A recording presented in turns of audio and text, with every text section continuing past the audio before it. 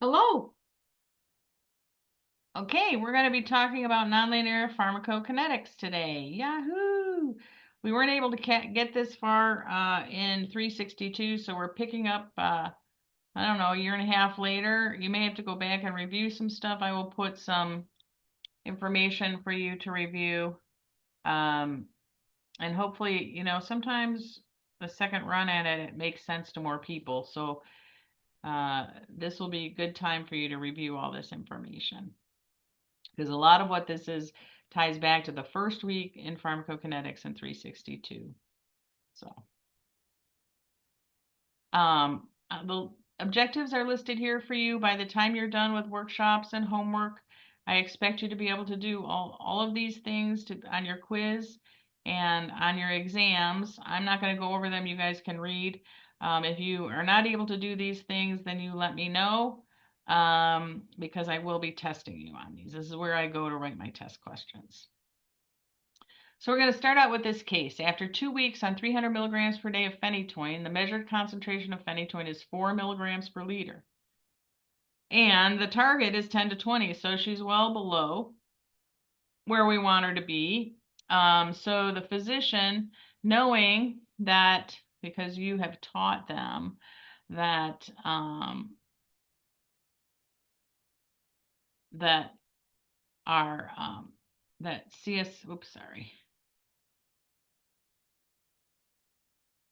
CSS average is equal to bioavailable dose rate over clearance, which hopefully you all remember at least slightly, drug in over drug out. And if these two, the bioavailability and clearance, remain constant, which they do usually for most drugs in the therapeutic range, if you increase the dose rate, you can increase the CSS average, and vice versa. You can decrease the dose rate and decrease this. These will be proportional as long as these are remaining constant. So thinking they wanted to go from 4 to 8, the physician doubled the dose rate from 300 milligrams per day to 600 milligrams a day, expecting a CSS average of about 8 milligrams per liter. 2 weeks later, the patient calls the pharmacy with complaints of double vision and difficulty walking.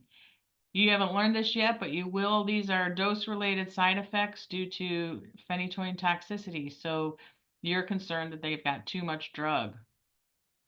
So the concentration is drawn, and there, sure enough, it's 36 milligrams rather than 8 milligrams per liter. So it's way higher than you expected. Plus, it's way higher than the therapeutic range. So it's no wonder that this patient is suffering from dose-related side effects. Well, why would that happen? So what happened here? Well, usually your blood concentrations, the amount excreted, etc., will increase and decrease proportionally with an increase in dose, or increase your dose rate and dose rate. So we just said we expected it to be 8 and it was 36. So why would this happen? Well, it's due to, as you might expect by the discussion or the title of this topic, due to a nonlinearity. So what's a nonlinearity? Well, it's when the drug doesn't act in a linear fashion. It's actually a log linear fraction that it acts in. But when the concentration becomes a factor, so concentration now is a factor in determining the pharmacokinetic parameters. Normally, clearance, volume, bioavailability all remain constant, even though the concentrations change and the doses change, they remain constant in the therapeutic range. If that isn't the case, then it's considered nonlinear and sometimes called dose-dependent or zero-order pharmacokinetics. It can also be called capacity limited, and what this does is it focuses on the limited number of sites. Remember when we have enzyme metabolism or binding with plasma proteins or binding with pharmacologic sites, those are all fixed capacities, right? They have a fixed number of sites that the drug can interact with. And if you overload that, if it's a capacity that's been overloaded, then that you'll have nonlinearities or capacity limited um, uh, situation, and that's when you have a nonlinearity. And these are all Michaelis-Menten, as you know, this is one of my favorite things. And I'm always talking to you about which are Michaelis-Menten processes because they are all have the potential for being nonlinear because they have a limited or saturable process as part of it. Anything that's passive, like passive diffusion, or if we've got something like a blood flow, like Q, like liver blood flow, these are not saturable, are they? There's no way you're overwhelming something. So these are never going to be nonlinear. But anything that has like liver enzymes, there's a capacity, there's a limited number of sites. The pharmacologic, so the pharmacodynamics, um, the binding, so binding has a fixed number of proteins that you can bind to, right? So these are all, and then the other one is renal secretion, because we have these secretion sites. P glycoprotein is another one, right, that can be saturated. I erase all, whoopsie. And we'll just go ahead. Okay, so these are different terms that we use um, in when we talk about nonlinearities in kinetics. So nonlinear kinetics is a general term for kinetics where the parameters change with dose or dose rate. And then dose dependent came from that, of course, that as we change the dose, we see changes in these parameters, which isn't usual, is it? So this is called dose dependent pharmacokinetics or zero order kinetics. Remember when we talk about zero order kinetics, it's when we have a constant elimination rate or a constant amount of drug that is removed per time. That's zero order. Because remember, our elimination rate constant is a fraction of drug that's removed per time, not an amount. So this is first order. That's what is usual. But if you have an amount per time, that's called zero order, and you have that will cause a nonlinearity when the pathways are saturated. And sometimes we call this capacity limited kinetics, again, emphasizing the saturation process. So if you just in your mind think about this overwhelming a system, I think that's at least how I think about these situations and understand what's going on. So how do you recognize a nonlinearity? Well, we have to know what's linear. So usually we can say that as long as the bioavailability and clearance remains constant, we can say that these two things are proportional, can't we? We can say that if we increase our dose rate, we're going to see a proportional increase in our CSS average, and vice versa, right? But that's assuming that the bioavailability and clearance remain constant. If they change, we've got a problem, right? That we no longer can expect that. So if they remain proportional, then we've got linearity. So if our dose rate is 50 milligrams per day and the CSS average is 10, and we double that dose rate to 100 milligrams per day and we get 20, that's linear, isn't it? This is following because it's proportional, right? So you can easily look at these relationships and see if that's linear. How about here, 50 milligrams per day and we have 10 milligrams per liter, and then we go to 100 and we have what we expected to be 20 is now 32. Well, this is nonlinear, isn't it? So in this case, we don't have our clearance and bioavailability remaining constant, because when we increase the dose rate, we more than proportionally increase the CSS average. Therefore, there's got to be either a decrease in clearance or an increase in bioavailability that's happening that's a nonlinear. One of those has to be nonlinear in that direction to account for this. So not only can you recognize it as nonlinear, but you can narrow down what it would be due to by using your knowledge of pharmacokinetics.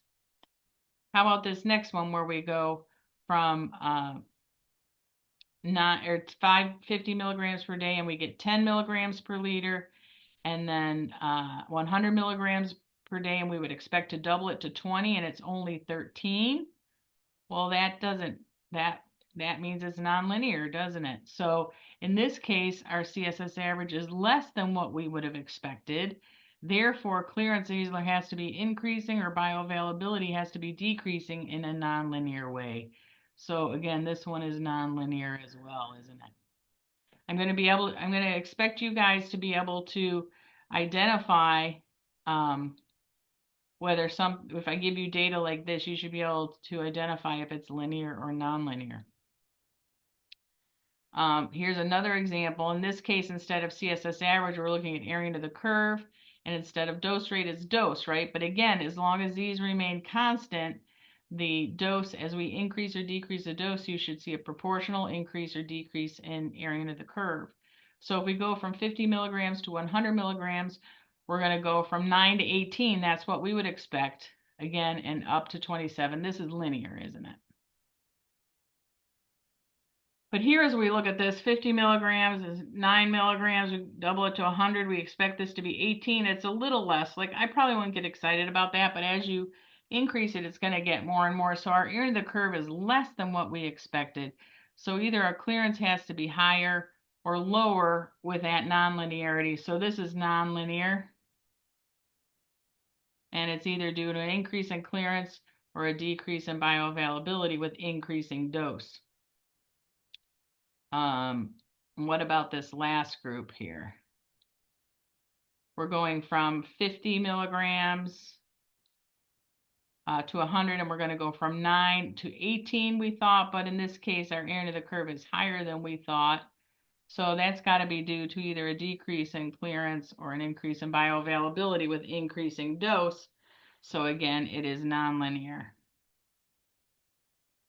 So you need to be able to know how to find these and look for these things, because this is where your patient could get hurt if you don't recognize a nonlinearity when it's there. So again, where can we have nonlinearity? Any place where there's a saturable system. So we know that FG has P glycoprotein, and the CYP system, which are all those are both saturable systems, aren't they? And our first pass effect, the fraction that escapes the first pass effect when going through the liver, is also about enzymes, isn't it? And that's a saturable system. So that makes sense, and that makes sense. Of course, binding to plasma or tissue protein bindings is saturable. There's a fixed number of protein binding sites, so that makes sense. Now, what about this FA? I skipped over it because most fraction absorbed is passive diffusion, isn't it? And passive systems are not saturable. However, there are a few exceptions where you're going to see a change in FA that is nonlinear, but it's pretty rare. All right, we can also have clearance nonlinearities. If we look at our hepatic clearance, we split those into low E and high E drugs. And remember, low E drugs clearance is dependent upon enzyme activity and binding, both saturable. But high E drugs, clearance is approximated by blood flow. Is blood flow saturable? No. So high E drugs that are cleared, that are high extraction drugs, cannot have nonlinear clearance, only low extraction drugs.